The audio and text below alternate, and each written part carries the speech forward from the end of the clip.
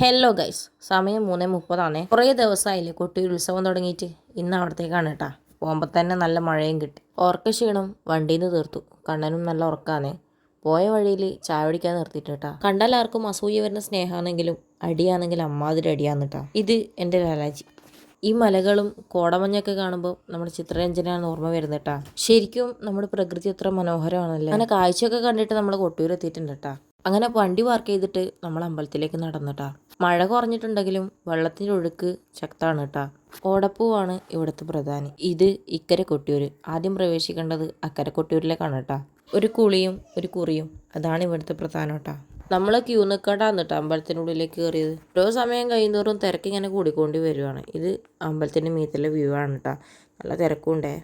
ഇവിടെ പ്രസാദം കൊടുക്കുന്നുണ്ട്. അപ്പത്തിന് 50 രൂപയും മറ്റേന് 100 രൂപയാണ് കേട്ടോ. അതിനിടയിലാണ് ആരോ ക്യൂവിൽ കയറിയെന്ന് പറഞ്ഞ് അടിയുണ്ടാകുന്നുണ്ട്. അങ്ങനെ നമ്മൾ വേഗം തന്നെ തൊഴുതിട്ട് ഒരു 10:30 ആകുമ്പോഴത്തേക്കും ഇറങ്ങിയിട്ടുണ്ടായിരുന്നു കേട്ടോ.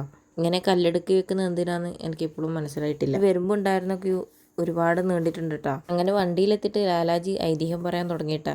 ഇവിടെ ഹരിതകർമ്മസേന വൃത്തിയാക്കുന്നുണ്ടേ. അതുകൊണ്ട് തന്നെ അധികം വേസ്റ്റ് ഇല്ല.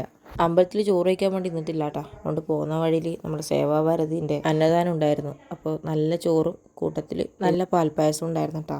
കൊട്ടൂർ പോയാൽ എന്തായാലും മാമാനക്കുന്ന് അമ്പലത്തിൽ കയറാത്ത ആൾക്കാരുണ്ടാവില്ല. നമ്മൾ അവിടെയും പോയിട്ട് ശേഷം രാജരാജേശ്വരം അമ്പലത്തിലും പോയിട്ടാണ് തിരിച്ച് മടങ്ങിയത് കേട്ടോ. വരുന്ന വഴിയിൽ ഒരു ചായയും കുടിച്ചായിരുന്നു. അപ്പോൾ ഇന്നത്തേക്ക് ഇവിടെ നെക്സ്റ്റ് വീഡിയോ ആയിട്ട് കാണാം.